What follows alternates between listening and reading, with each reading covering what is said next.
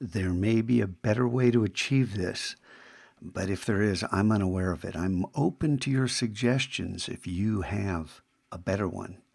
But here's my solution.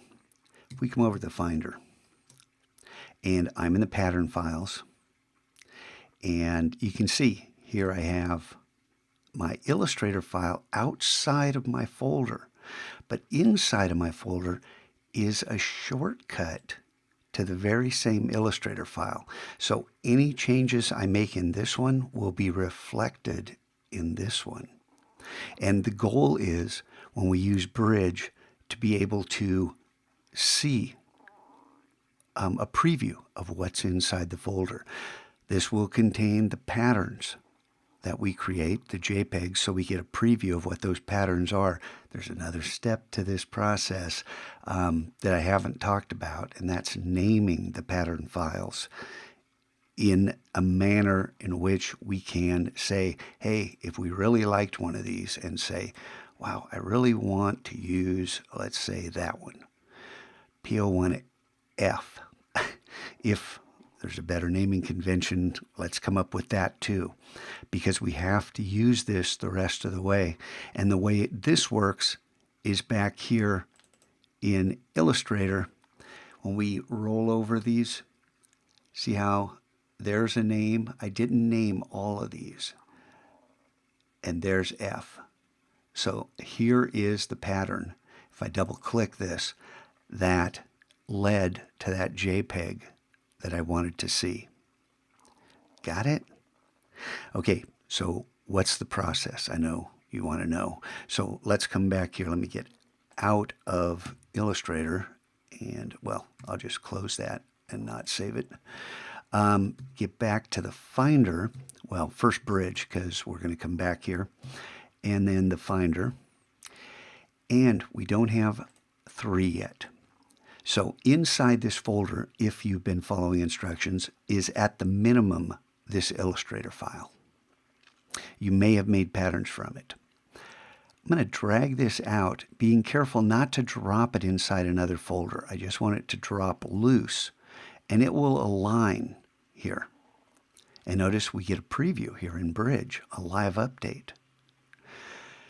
Then I want to take this Illustrator file, and I'm going to start moving it, then hold down Command and Option. And as soon as I hold down Option and Command, see those 2 keys? And I get that little arrow, and I can drop that on that folder, which drops an alias. Notice this file's only 1 kilobyte.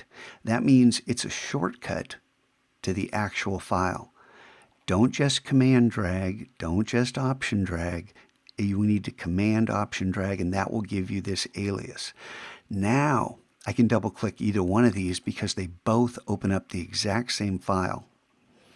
And then again, because this is from that old template, I'm going to drag, see how, let's try this again. I'm going to drag it up, and you'll get a blue line at the top. There it is, the blue line at the top.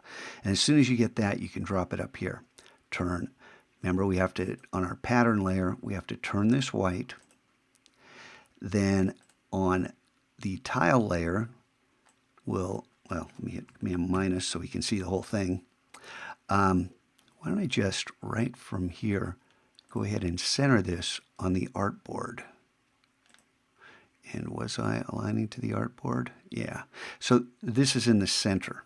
Now I can Option drag this down to the corner. That's a better way than I showed you. If you just start from the, well, you watch the other videos, you know what I showed you. So I'm going to come here, hold down Option and Shift, make this larger, save this file, close it, and now you can see the preview here. When I jump back to Bridge, and don't worry about learning Bridge yet, I'll show you how to use this. Now we have previews. This is going to be far more helpful. Okay? Okay, so I know, kind of confusing, but think about it. If you make a few hundred patterns, and we have 185 other students making patterns, we need some uniform way in order to collect and assemble our pattern packages. So we need to have something that works well. back in the Finder. Again, double-clicking this leads to that exact same file.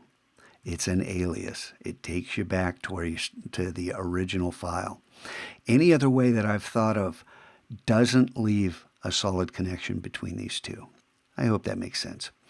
Okay, have a great day. Make some cool patterns, huh?